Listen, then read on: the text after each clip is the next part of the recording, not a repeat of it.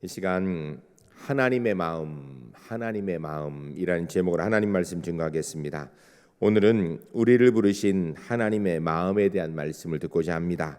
우리는 하나님의 자녀입니다. 당연히 하나님 마음을 잘 알아야 되고 또 그 마음에 바르게 응답하는 삶을 사는 것이 우리 그리스도인의 바른 삶, 신앙생활이라고 이야기할 수 있을 것입니다.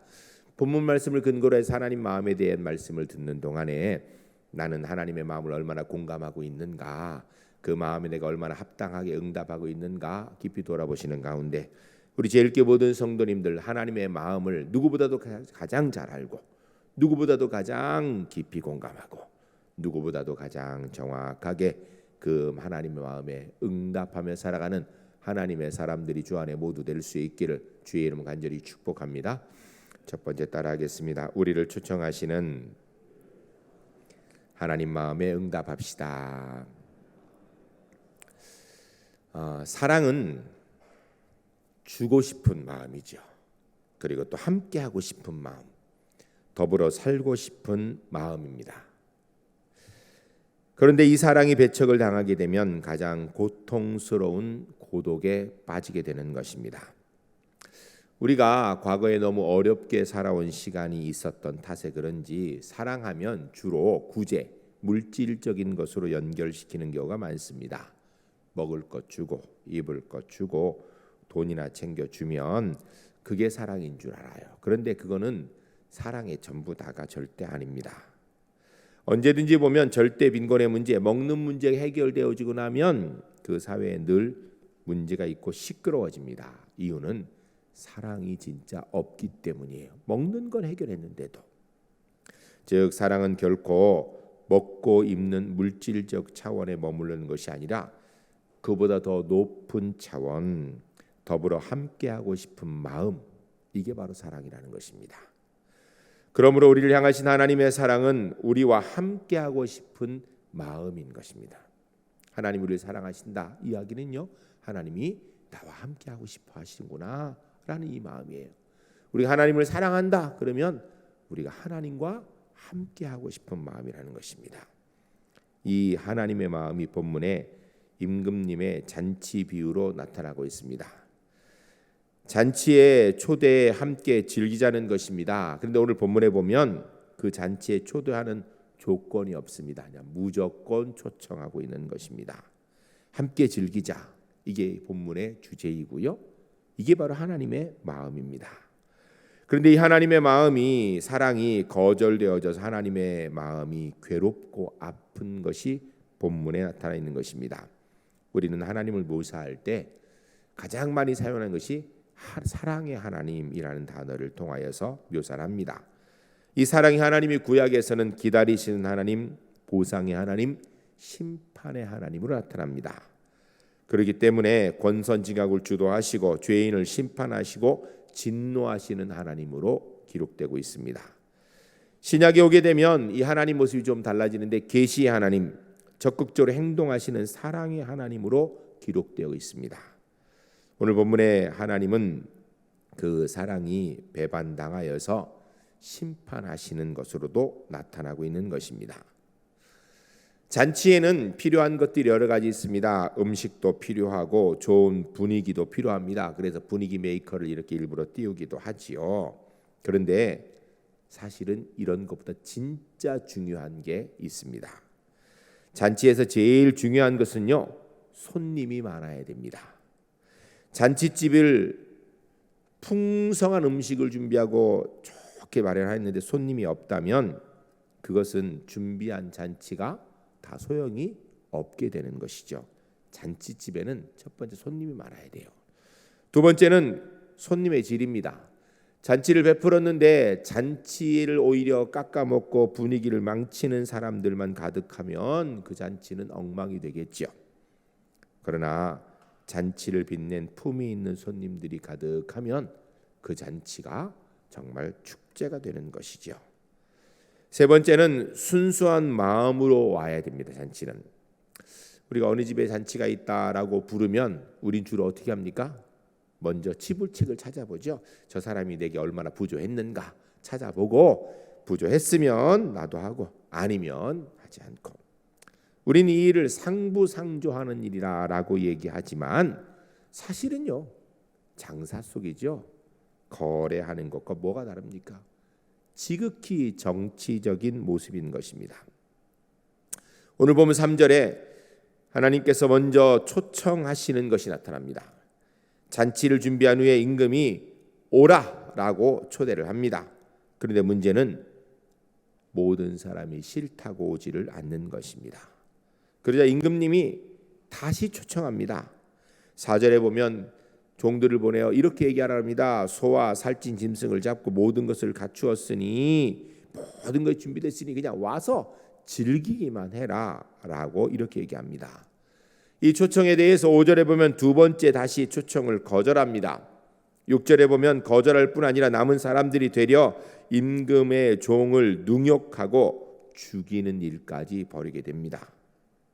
오늘 본문에서 가장 중요한 내용은 오라고 간절히 부르시는 하나님의 마음입니다. 그런데 문제는 그 부르심을 듣고 부르심을 들은 사람들이 오지를 않고 있다라는 것입니다. 그래 9절에 다시 임금님이 종들을 보내어 사람을 만나는 대로 혼인잔치에 청하라. 어디든지 가서 만나는 사람 누구든지 초대하라는 거예요. 이야기는 임금님이 절대로 이 잔치를 포기하지 않을 거라는 겁니다. 이걸 통하여 말씀하신 건 하나님께서 천국 잔치를 분명히 완성하시겠다라는 것입니다. 인간을 향한 하나님의 사랑의 일방적인 은총을 이야기하는 것이죠. 하나님의 부름에 무조건 조건 없이 오라 하는 이 부름에 오직 기쁨으로 함께 참여하기를 원하시는 하나님 마음이 들어있는 것입니다. 하나님이 부르시는 천국 잔치에는 의무나 부담이 없습니다. 그리고 대상도 자격도 상관치 않는 것입니다. 딱 한 가지만 있어요. 오라는 초청. 이 간절한 초청이 거절당하면 하나님이 슬퍼하시는 겁니다. 우린 누군가 내게 무엇을 자꾸 달라고 한다 그러면 그것도 참 괴로운 일입니다. 그러나 그보다 더 괴로운 것은 내가 마음을 다하여서 주겠다 하는데 거절당할 때 그것 또한 더 큰 괴로움이 있는 것입니다.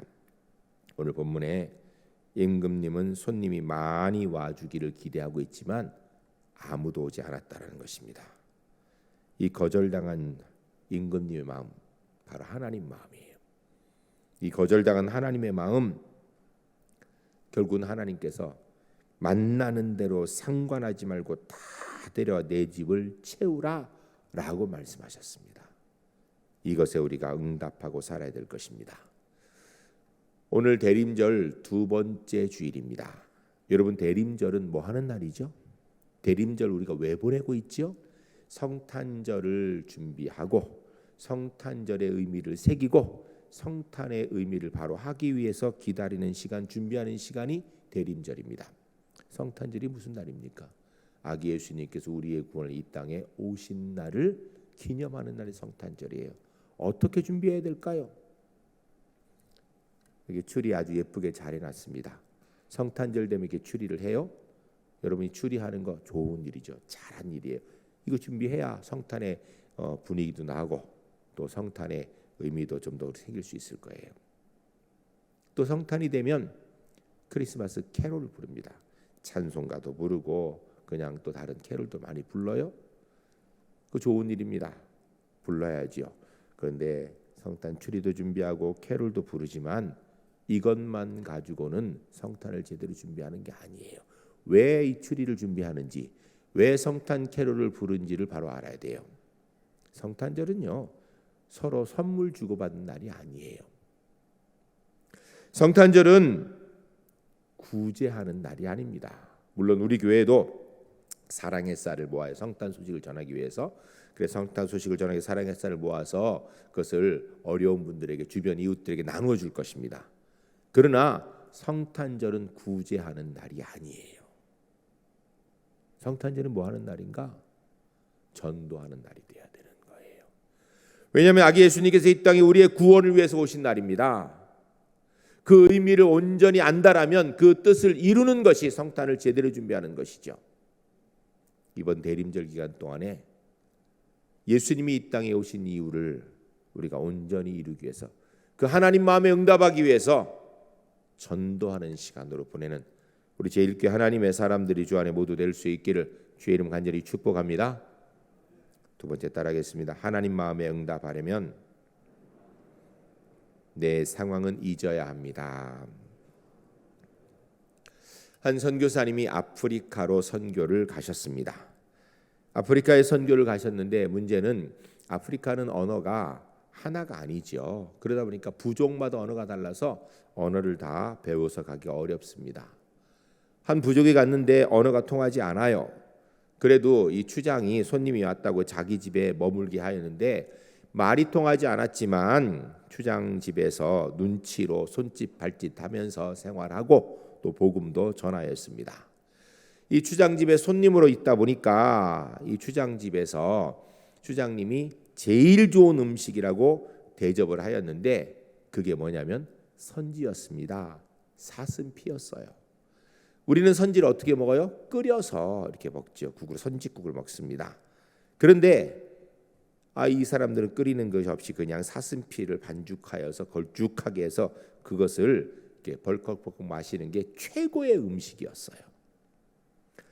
그것을 주었는데 이 선교사님이 그걸 보니까 이게 막 오히려 구역질이 올라오네. 못 마시겠는 거예요 도저히. 그러나 이거 안 마시면 여기에 선교는 불가하다는 것 때문에 정말 순교하는 심정으로 눈 깜깜고 그 선지를 꿀꺽꿀 마셨습니다.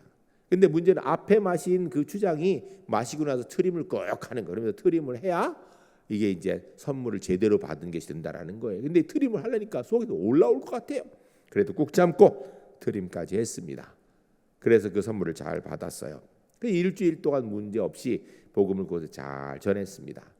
정한 기간에 복음을 전하고 이제는 이제 그곳을 떠나 다른 곳으로 가기 위해서 이제 떠나야겠다고 인사를 하니까 이 추장님이 와서 고맙다고 선물을 주고 싶다라는 거예요. 무슨 선물인가? 추장의 11번째 아내를 선물로 주겠다라는 거예요. 하는 이야기가 내가 마지막으로 얻은 예쁜 아내인데 아예 당신한테 주고 싶으니까 데려가라는 것입니다. 아무리 선교지만 도저히 그렇게는 할 수 없을 것 같아서 그래서 거절을 하였습니다. 그랬더니 그렇게 잘해주고 호의적인 추장이 내 호의를 거절하는 거니까 너는 내 원수다라고 하면서 죽이려고 달려들더라는 거예요. 그래서 이 선교사님이 떠나지 못하고 거기에서 그것은 그런 게 아니라는 것을 설명하는데 일주일이라는 시간이 걸렸다고 합니다.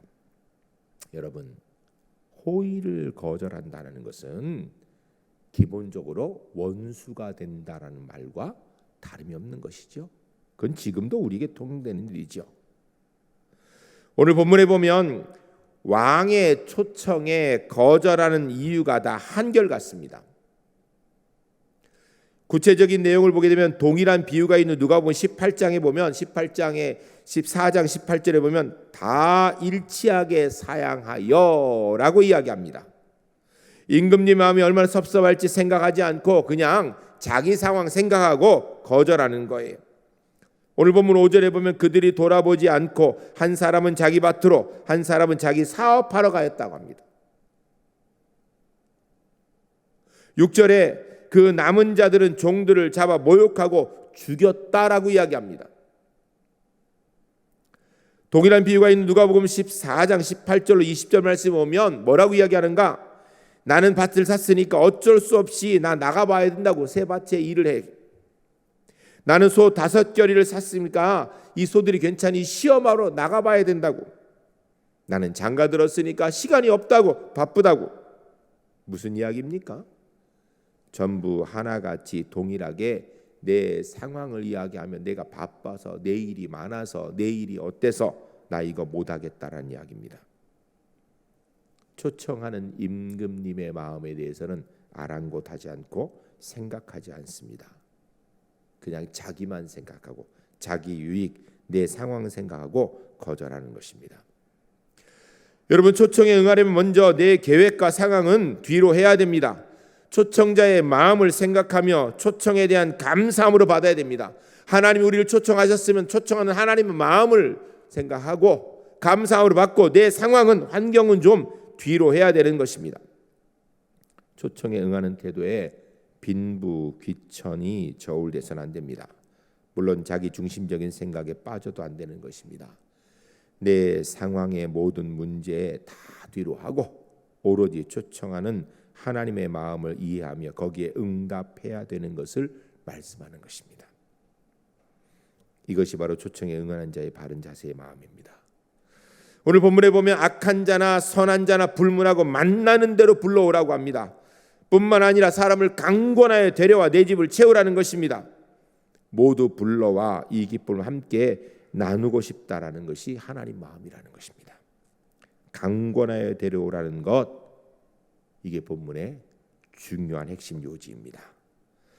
그리스도인은 사람을 강권하여 주님 앞으로 데려올 수 있는 사람입니다. 그렇게 해야 됩니다. 나만 예수 믿고 나만 기뻐하고 나만 즐거워할 것이 아니라 이 기쁨을 함께 나눠야 되고 그러기 위해서 노력해야 되는 것입니다. 예수 믿는다라는 것은 곧 축제를 의미하는 것입니다. 구원의 축제, 부활의 축제, 영혼의 축제, 이 기쁨의 축제, 이것이 바로 우리가 드리는 예배예요. 이 기쁨의 축제 어찌 혼자 오겠습니까? 축제는 혼자 오면은요 재미가 없습니다. 함께 와서 그 기쁨을 함께 나눌 사람과 함께 와야 되는 거예요.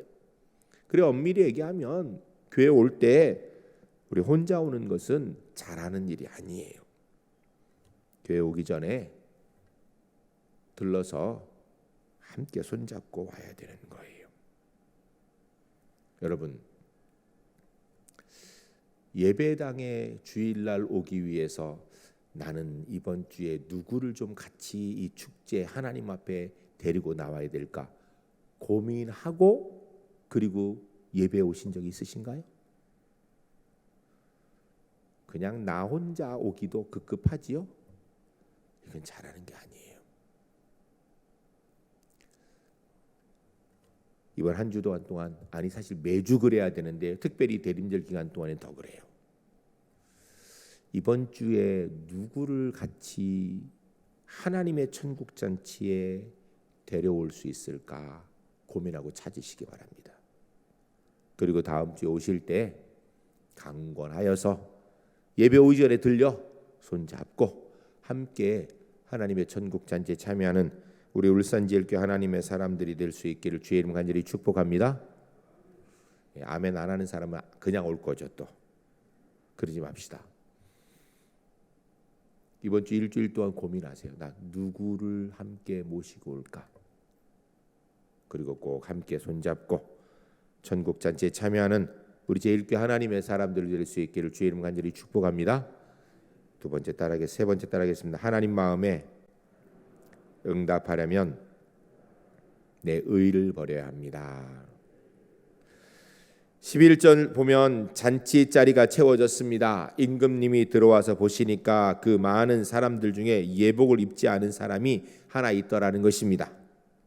요즘은 의복이 다양해서 의복을 보고 사람 구분하기가 쉽지 않은 경우가 많죠. 심지어는 남녀 옷도 구분이 되지 않는 경우도 많습니다. 그러나 과거에는요 남자 옷, 여자 옷 분명히 구분이 되어졌고요.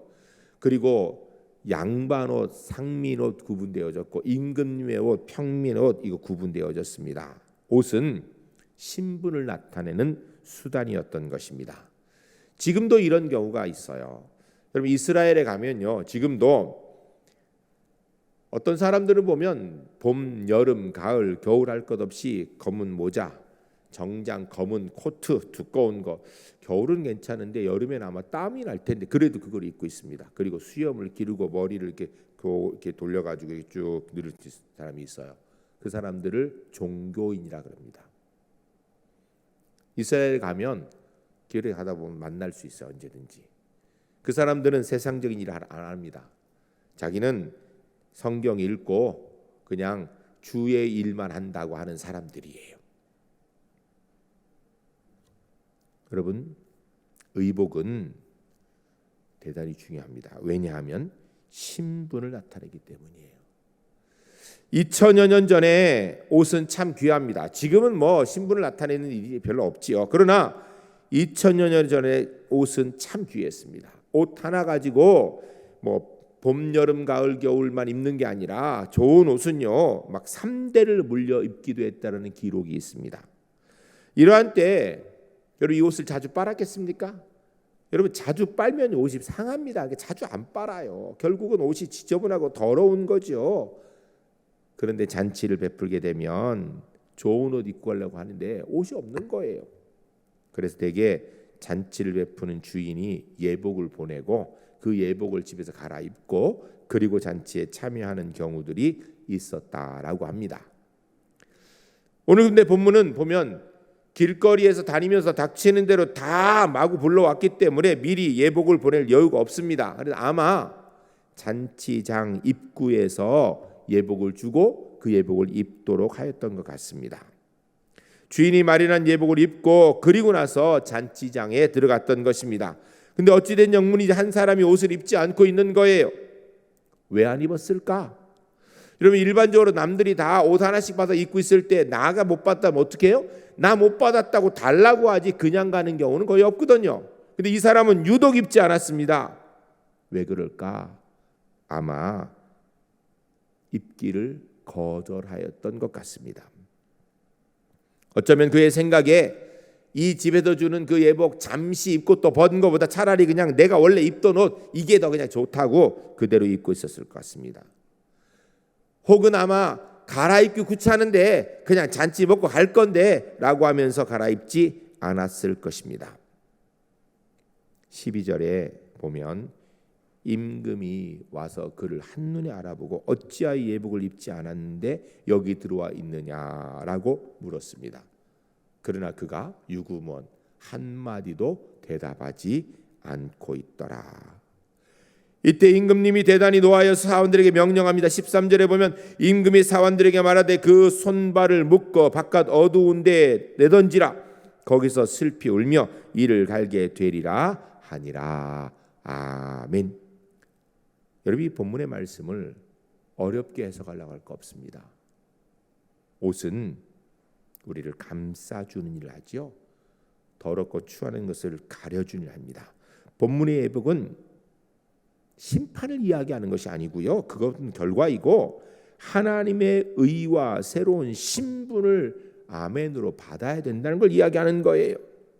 예복을 입지 않았다라는 것은 하나님의 의보다 자기 의를 가지고 나왔다라는 것을 이야기하는 것입니다. 은혜 없이 자기 의로 나와도 용납될 수 있다라고 착각하고 있는 거예요. 과거에 얼마나 더러운 죄를 지었는지 얼마나 추악했는지는 사실은 무관합니다. 왜? 과거는 묻지 않습니다. 다만 주님 앞에 나와서 예복을 입으면 된다라는 것입니다. 예수님께 오는 것은 믿음의 예복을 입고 나오는 것이에요. 예수 그리스도의 십자가의 은혜의 예복을 입으면 되는 것입니다. 여러분 세상에서 얼마나 많이 배웠는지 못 배웠는지 교회에서는요 그거 별로 상관없습니다. 세상의 사람들이 얼마나 존경받는 사람이었는지 손가락질 받는 사람이었는지 교회에서 그거 상관이 있으면 안 됩니다. 세상에서 얼마나 많은 사람들에게 칭찬 들었는지 얼마나 많은 비난을 받았는지 얼마나 부자인지 가난인지 교회에서는요 그거 별로 관계없습니다. 교회는 중요한 게 딱 한 가지예요. 예수 그리스도의 십자가의 은혜를 믿는 믿음의 은혜의 예복을 입었는가? 입지 않았다면 그는 하나님의 자녀가 될 수 없습니다. 천국 잔치에 참여할 수 없습니다. 그러나 입었다라면 그가 과거에 얼마나 더러운지 취했는지는 전혀 따지지 않습니다. 복음에 구원받는 과정은 첫째 그리스도의 부름에 응답하는 것이고요. 두 번째는 십자가의 복음의 의의 예복을 믿음으로 입는 것이고 입었으니 이제는 그 그리스도의 예복의 힘에 따라서 살아가는 것입니다. 나의 때 묻은 의나 선한 행실로 인정받으려 하면 하나님 앞에 설 수 없습니다. 내 의 선한 행실 완전히 포기한 후에 오로지 주님의 공로 그 의만 힘입어서 하나님 앞에 서야 되는 것입니다. 초청한 왕의 마음을 헤아려 응답하는 것이 믿음이죠. 이렇게 응답하여 주님 앞에 나올 때 반드시 잊지 말아야 될 것은 나의 의를 완전히 포기해야 된다는 것입니다. 그리고 주님의 십자가의 의를 힘입어서 그 잔치 자리에 참여하는 것입니다. 우리는 이것을 자주 잃어버리는 경우가 많습니다. 복음은 잔치입니다. 신앙생활은 축제 연속입니다. 구원받은 은혜의 감격인 것입니다. 우리의 죄사함 받고 어린 양의 잔치의 기쁨으로 초대받은 사람들이 그 기쁨의 은혜를 가지고 하나님 앞에 설 때에 자기 의로 설 수 있는 사람은 아무도 없습니다. 오직 십자가의 복음의 의로 주 앞에 서는 것입니다. 여러분, 우리 하나님께서 천국 잔치를 마련하고 오라라고 초청하십니다. 만나는 사람 모두 데려오라고, 강권하여 내 집을 채우라고. 그리고 왔으면 예복을 입고 잔치에 참여 함께 누리고 즐기자라고 말씀하십니다. 대림절 두 번째 주일을 지내신 우리 울산제일교회 성도님들, 주님의 초청 잔치에 나 홀로 와서는 안 될 것입니다. 대림절은요, 특별히 전도하는 시간이 돼야 돼요. 주님의 초청 잔치에 누구를 초대하여 같이 올까 고민하시고 찾으시고 강권하여 손잡고 함께 예배당에 나와 주님의 천국 잔치에 기쁨으로 함께 참여하여 주님의 천국의 기쁨을 누려가는 우리 울산제일교회 하나님의 사람들이 주 안에 모두 될 수 있기를 주의 이름 간절히 축복합니다. 이 시간 함께 기도하겠습니다. 기도할 때